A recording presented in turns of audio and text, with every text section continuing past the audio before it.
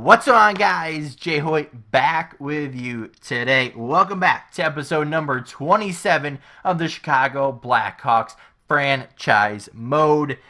As you guys remember last time, we started out the season. We kind of hyped up a couple of new guys that were in the lineup. You know, we traded away a familiar face this past offseason. So we didn't really want to do that, but it hopefully will lead us to, more help in the future is what we kind of did that for. But we don't sit in a terrible spot to start the year. We're actually sitting, I believe it's seventh in the NHL, second in our division, or tied for first in our division. I think it's tied for first in we're tied for first in the West, I believe, is what it breaks down to. But our record doesn't really look that great. So we do have a lot of points as far as overtime losses go, but we don't look that great. So we got to improve on that. At the end of last episode, we kind of identified some problems. It was a little bit of defense, a little bit of our fourth line, a little bit of penalty kill. And then we're going to make a couple of moves, one trade and one roster move that should help us out in our adventure to get back in the win column more often than not. So without further ado, let's get right into the first trade, I guess first and only trade in this one. So we got a pair of roster players going out. We actually have Blake Spears and we have Marian Studenic over on our right wing.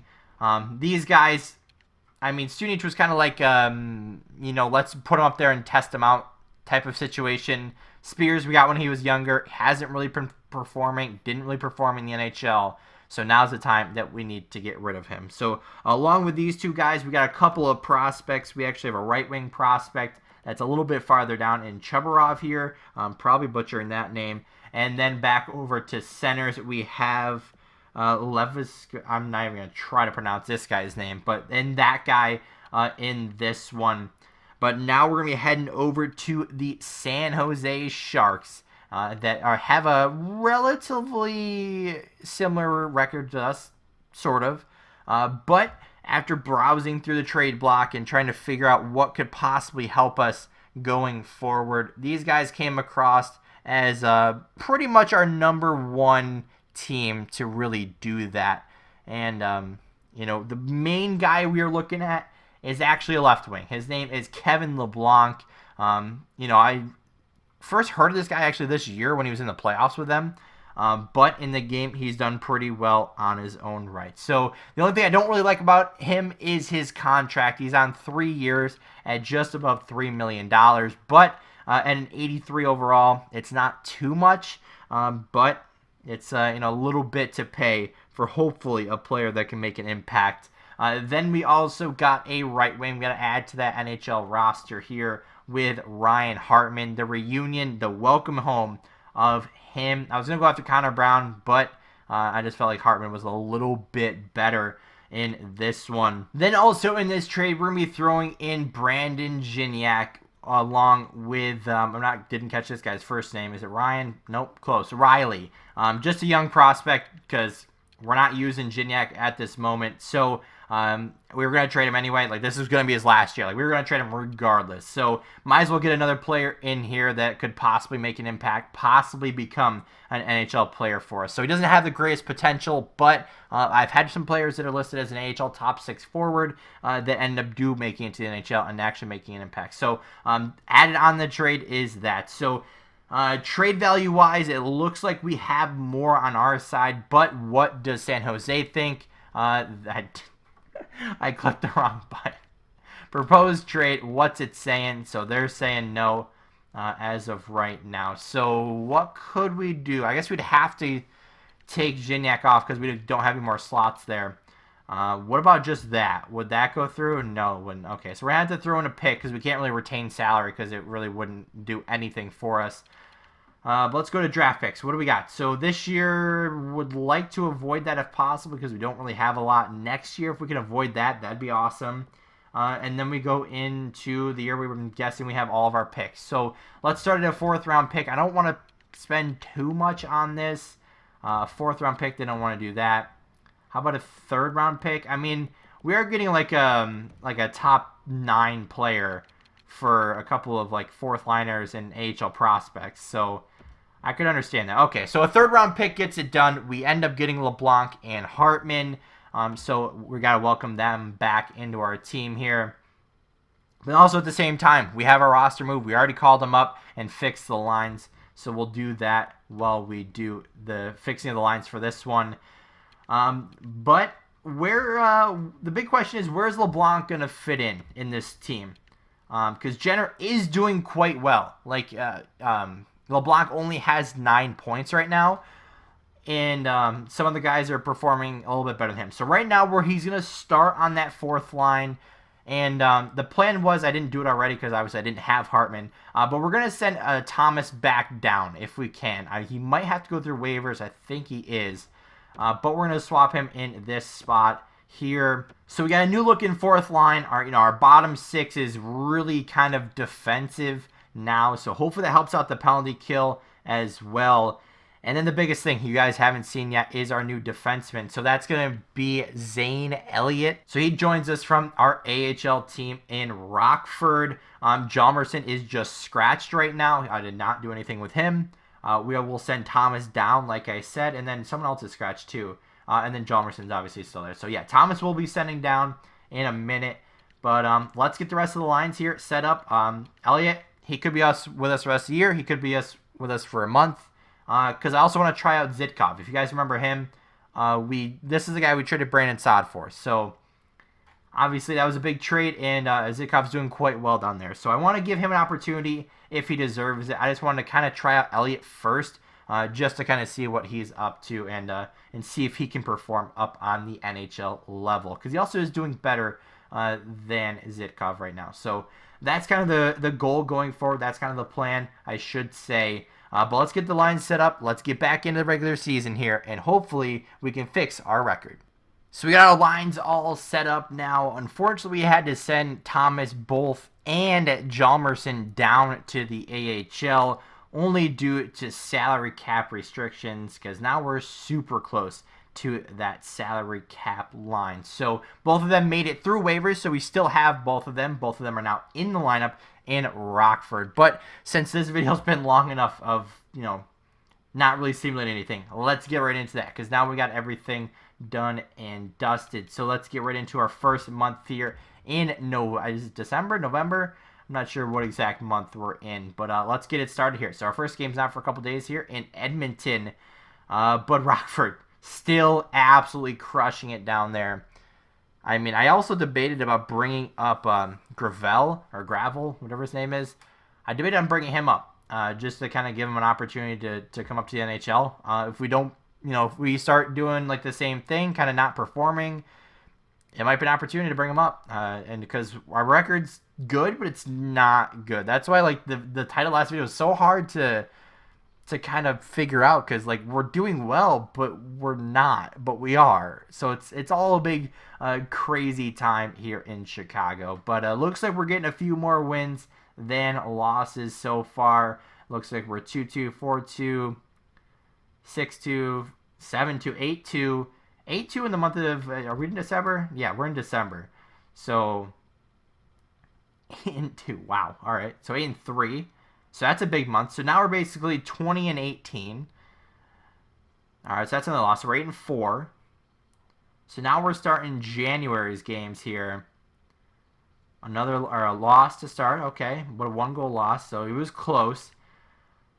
All right, so now we're basically 21-20 as far as our record goes. So let's see where that puts us overall now. So we sit at 51 points. We sit tied for second in our division, off from the lead by 1 point.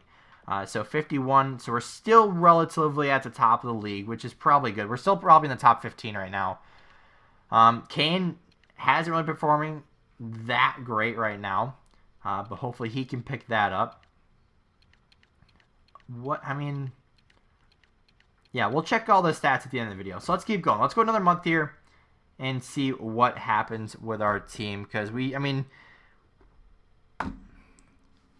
set up our team so that we can work over time here. Not everything's supposed to work immediately. So where should we go? We went from usually the 5th. So let's go to so we're gonna go up to February 6th here, just to kind of see, because then we're kind of looking towards a trade deadline. We're going to be looking for some people to add, hopefully for our playoff rush. And if Rockford keeps going like this, then obviously they'll be in a good situation heading towards the rest of the year. Our goalies are playing absolutely incredible down there. Gravel and who is it down there? Macmillan, I think it is. So I'm pretty hyped about them. They've been performing really well. Like I said, I debated on bringing Gravel up, but I didn't do that. So what are we saying here in the month of January? So we started off on a bad note, but then let's see. So we were 2-1, 2-2, 3-2, 3-3, 4-3, 4-4, 5-4 right now going into that Nashville game. And what's the result of that one? So okay, we don't care about Central Scouting. Did we beat Nashville? No, okay, so we didn't. So we're what, 5-5 there. We got the All-Star break, which isn't actually in the game, which would be a great not new feature, but a great feature to, be in the game again. But all right, got a couple games left here before we wrap it up for today. Big 7-1 victory versus Tampa Bay. Wow, okay. So if we can finish out, okay, so a couple of losses back to back and 3 losses back to back. Okay, so we're 26-27 total losses go. But all of those 10 overtime losses are also 10 points. So, got to think about it like that as well. Kane, still leading our team in points. Every time I put him down the second line, he always performs really well. So, we push him back to the first line. And then, it's hysterical, honestly. So, all right. So, 62 points. Again, we're within Dallas by a point. And we're within the lead by 3. So, that's fine right now. But before we get too in-depth with our NHL standings, let's go see the player stats. All right, who's really performing? So our winger trio, I guess I'll call them, are leading our team. Then we got Strome down here. Duchesne's put up a bunch of goals this year. Strome seems to be the more playmaker center. We got DeBrincat, Jenner still up there. McLeod's up there. Taves is up here. Not really up here. I mean, 16 points, not the greatest. But that third line is holding it down right there. LeBlanc had, 9 points, I think, when we got him. So he's gotten a bit more. Hartman, I don't remember what he had when we first got him. But our bottom 6 still defensively is not the greatest. So we still have to deal with a little bit of that to hopefully push us through the rest of the year. Our top 2 defensemen are doing exactly what they're supposed to be doing. Boquist up there in points. Fowler up there in points as well. Not nearly as much, but he's still doing pretty well. Also, what I just kind of noticed is our second line power play quarterbacking defenseman here only has 2 power play points. But you look at a guy like Boquist and he's got 9. So don't know what it is, but that's interesting. But then you got Yaros, who's actually playing really solid right now. I moved him up to the second line just to kind of give Elliott some opportunity to play with a better player on that third line. But Yaros has kind of owned his opportunity, which is, great to see. Then Lindgren, I'm happy with that, right? I just had, 5 to 10 points, and as long as it goes plus in the plus-minus department, I'm happy. So that's good. Then a little bit of an off year for Severson. Not really doing bad, but obviously I'd like him to get a couple more points and to be a little bit more plus-minus. I guess I'm saying plus-minus. Better in plus-minus. And then Elliott. Hasn't done anything in 25 games, -9. It looks like we're probably going to send him back down. Potentially call up Zitkov, or not again, but try out Zitkov the rest of the year. And if that doesn't work out, then we'll probably just put in Hjalmarsson until maybe an injury or something happens. I'm not sure. So that could be a spot that we upgrade just to kind of see what happens. But if we're going to upgrade anything, we're probably going to need to shred some salary, especially with as close as we've been. Our goaltenders. Saros, 19, 15, and 9. So we had no really more overtime losses. I think we have one more, but Hutchinson playing well as far as wins go. Would like these stats to be a little bit better. But he's still got the decent record. Would like that, stats to be a little bit better, but he's not doing that. So they're playing okay, but they're not playing great. right? Like, they're getting the wins, but we're not, like, it's not good. Like, it's, like, really scrappy, it seems like. But let's check on Rockford real quick because they've been absolutely killing it down here. All right, Macmillan, I should say. 12-1-1 with 3 shutouts, a 934 save percentage, a 1.98 goals against. Wow. All right. So that's a thing that happened. Gravel's still there. He's still performing. I mean, it's not like he's not. I mean, 20-10 with 2 overtime. I mean, that's still good. All right. Defenseman. What do we see him here? So Lundqvist leading the way with 23 points. Zidkov doing quite well down there. 13 points, positive 12 in the plus-minus department. So for being a defensive defenseman, that's solid, right? That's exactly what we want. Zancarno's doing pretty well. The other kind of young guy, along with Pavlik. Those 3 guys are doing quite well. Jarmison's got a couple points, going plus in the plus-minus. That's fine with that. Only reason, like I said, we had to set him down was because of salary. Now into the forwards, though. Not going to go too in-depth here, but Sagen still leading the way. Where is Thomas? So he's not doing the greatest since he was sent back down. Who was doing really well? I just saw someone that had like 21 points. Yeah, Malik. Who the heck is this guy? Like, he just kind of popped off out of nowhere here. Poulin, what the heck is going on with you, bro? Like, former first-round pick. Like, he should be up in the 30s, like, 40-point getter right now. Like, he's just not there. But, all right. Foot's... this guy's coming out of nowhere, putting up some goals. You like to see that. Shen, what was our 7th-round pick, right? Wow, okay. So, he's going to be looking to make the jump here eventually. 79 overall. He'd probably be a winger at the next level, honestly, because he doesn't really have great face-offs. And his skating's not the greatest yet. And, a couple other things, around the stat sheet here, I'll call it, isn't the greatest. So we'll have to keep a watch on that. He's pretty good, not pretty good, but he's got really good defensive awareness. But just a random stat. But then, all right. So, I mean, we got some good players here that are doing, decent things. But for whatever reason, our NHL team's just performing weird right now. Like, we have 3 20 goal scorers. 3 of them. Almost 4. So we got to get our stuff together right now. But let's go take a look at the standings, see if our new additions had helped our team or hurt them. But we sit in, that's the Central Division. We sit in, okay, we don't sit in the top 8. Well, where are we? So we sit in 11th overall currently.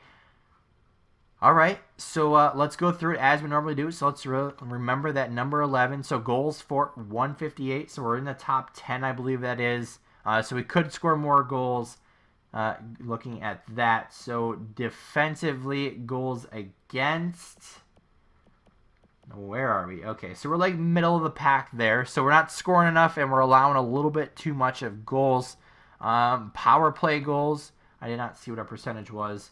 Power play goals, 39. So we're still pretty decent there, within 9 of the top. 21.7 percentage, that's not the greatest, but it is good enough for top 10, I believe. Penalty kill, 81.2. So we're not up there as far as that goes. We're actually relatively towards the bottom here. What? All right, so what's our records here?